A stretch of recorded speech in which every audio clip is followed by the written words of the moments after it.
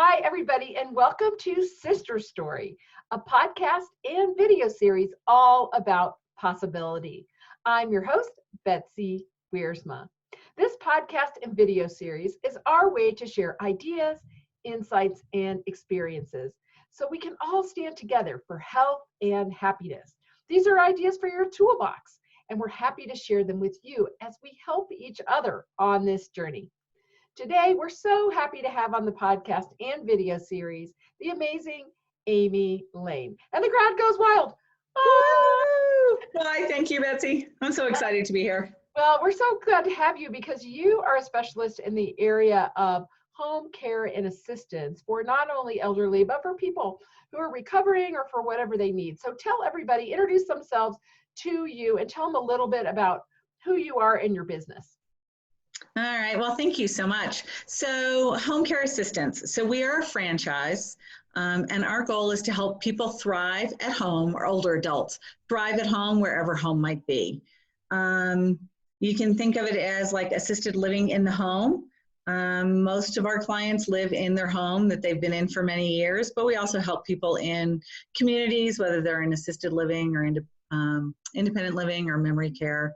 But what sets us apart from other companies is that we have something called the balanced care method, so that we really want to take care of the whole person, not just, we want to make sure that they're safe in their home, but the whole person, making sure that they're exercising as much as they can and eating healthily and social interaction and using their brain. So that's kind of a little bit about us and home care assistance. Well, that is awesome because, you know this story very well about my mom and dad, and God rest my mom's soul. She went to heaven in May, and now, so I had the one scenario, which was taking care of elderly parents that had each other. So there was some interaction and there was some socialness between them. But now we have this situation of my dad who's living alone. So it's a big conversation, but let's just start with some of the things that you would tell people listening about embracing the whole home care thing. So let's say I have my dad, he's 84 and reasonably healthy, but how do I start this process of evaluating how I get help from someone like you in home care assistance? So the first thing I tell you, Betsy, is to look at what it is he needs. Right? What sorts of things he needs help with, or things that you're worried about as the daughter. So is it doing errands? Is it driving him to a doctor's appointment and taking notes? And we even do, we'll call in out-of-state kids when they're in the doctor's appointment and fill them in with notes afterwards. Does he just need companionship? Does he need some help getting out and about and some creative ideas on what can be done to help him? Or does he need a lot of physical assistance around the house? People should be thinking, does my mom or dad need help getting in the shower? I don't want them taking a shower unless somebody's in the house on their own because they're not safe, they're a fall risk.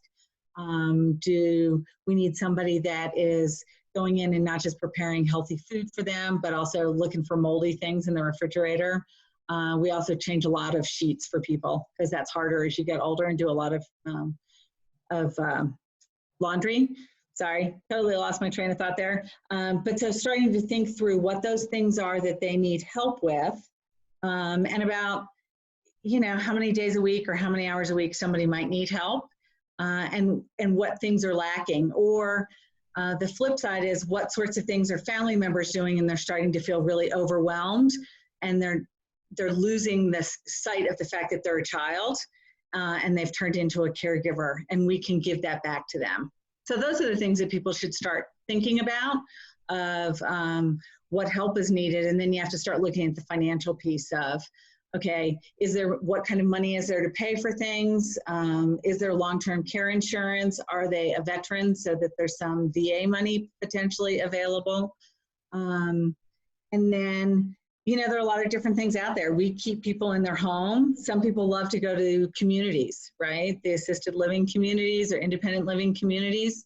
The big thing that we find is that kids go in and see all these activities and they go, oh my gosh, that looks so awesome. That would be so cool for dad to go do all those cool things. And then you say, has your dad ever participated in group activities? And the kids go, no. Like, so at 85, do you really think he's going to go do bingo? Somebody's going to knock on his door, say, do you want to come to bingo? He's going to say no, and everybody's going to leave him alone. So you have to take into account somebody's personality too. So that's one of the things that we do, is really work with somebody trying to figure it all out. Well, it seems like what I'm hearing, with so many different factors and so many variables, it's very customized what you do. So it's not a cookie cutter approach that everybody gets in the same package. So how do you do that? So like me as the daughter, do I have an intake or some kind of a way that I meet with you and professionals to like go through a checklist to kind of start having, you know, really getting into my brain, the things my dad's doing well, the things my dad cannot do at all, and the spectrum, right? Yeah, And so exactly. tell everybody a little bit about how that works. So we do a complimentary consultation. So we go out and meet with people. Normally we go out and do face-to-face meetings. Right now we're throwing around the idea of doing virtual assessments when possible, right? Trying to limit as much interaction as we can, so that when we're in the home helping, that's the time that we've got that more close face-to-face time. But so that we go out and we talk to family members about what the needs are that they see and what a caregiver can do. And then we start building a plan. We come up with a care plan for them.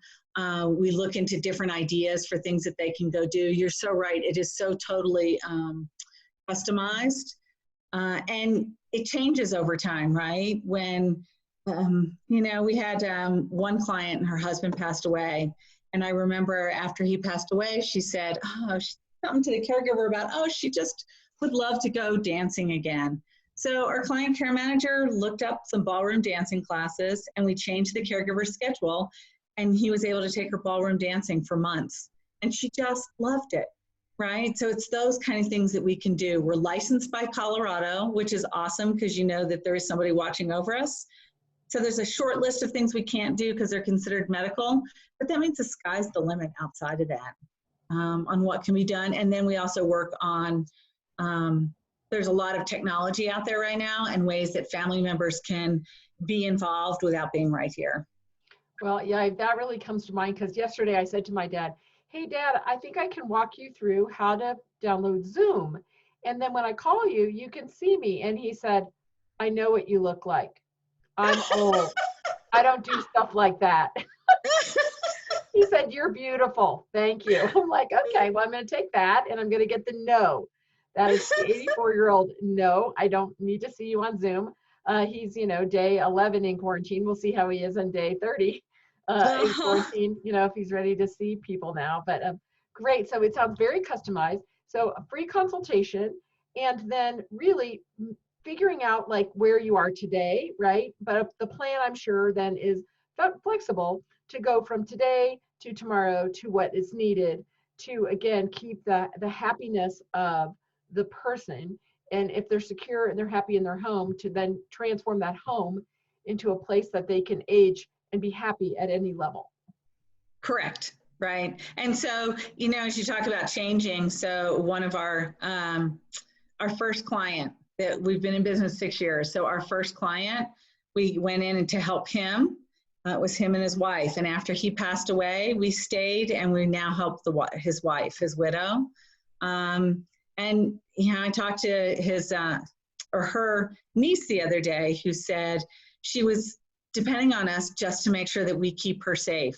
We know that we've got a caregiver that adores her, that is really careful about wiping things down when she gets there, wiping things down when she leaves, wiping things down in between. And so, you know, she was just really happy to know that there was that lifeline for her aunt. Oh, so that's a really cool business. We meet really awesome people. That's the priceless, you know. So let's talk about the people that work for you, because I know another part of your business is always looking for great caregivers. What kind of people make a great caregiver and that might find a career or a job working for an organization like Home Care Assistance? You know, it's a great question. Some of our best caregivers are women that are in their like 40s and 50s, and they really just want a job where it feels really good. At the end of the day, you feel like you have really made a difference. We look for people that have at least a couple of years of experience helping someone, being a caregiver. But that being said, they don't have to have ever been paid to be a caregiver, right? Good experience for us is your mom lived in your house with you for 10 years. That's a phenomenal experience for us. And then somebody that just has a heart for seniors and wants to learn new things is really a good caregiver for us. I mean, we have people, our oldest caregiver is probably 72 or 73.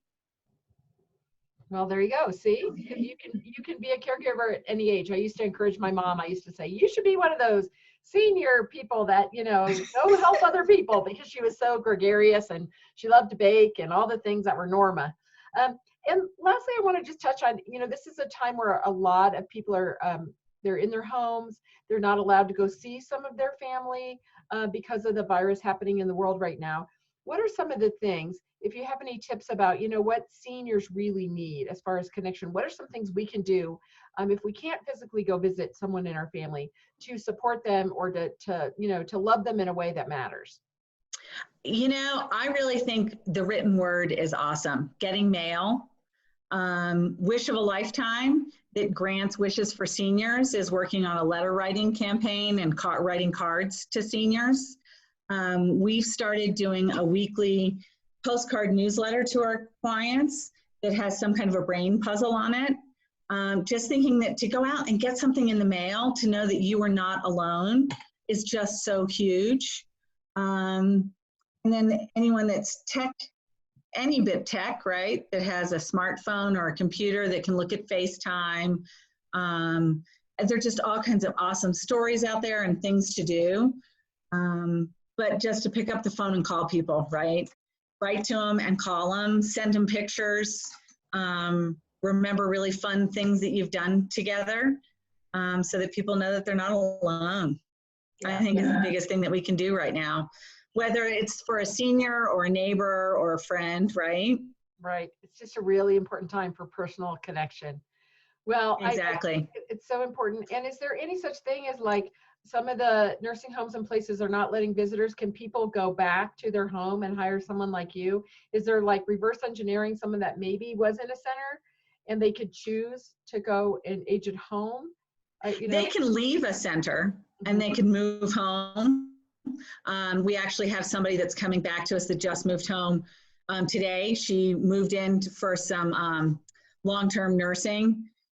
She was going to be there for like a month and went, okay, yeah, now she has a respiratory infection and she's moving back home and wants a little bit of help. Yeah. So yeah, you can go back the other way too. Yeah. Some people might have that in their head, like, hey, I never thought I could take care of my mom, but I'm changing my mind. And if I had somebody like home care assistants that could come and fill those gaps or, be a part of it, maybe it would work. So, Amy, tell everybody how to get a hold of you. So it's centennialhca.com and the phone number is 303-957-3100.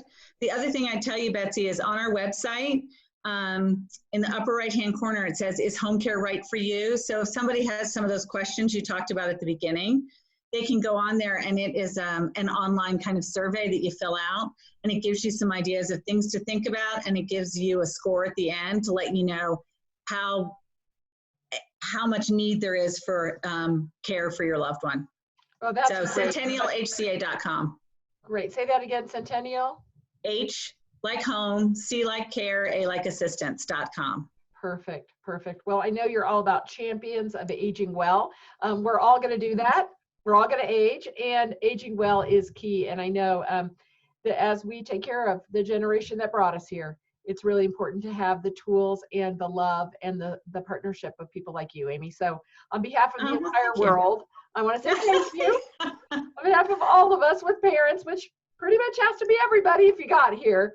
Yeah, I know. That's what I love, because I don't have my parents anymore. So for me to be able to help my friends with information, whether their parents live close by or not, I'm always happy to give information to people. Well, and you're good, be a resource to refer people in the home care assistance network all around the country. We, of course, took advantage of that in Fishers, Indiana. So thank you for being a hub of great information and great love for our parents. And thank all of you who are watching. I'm one of the spokes around Betsy.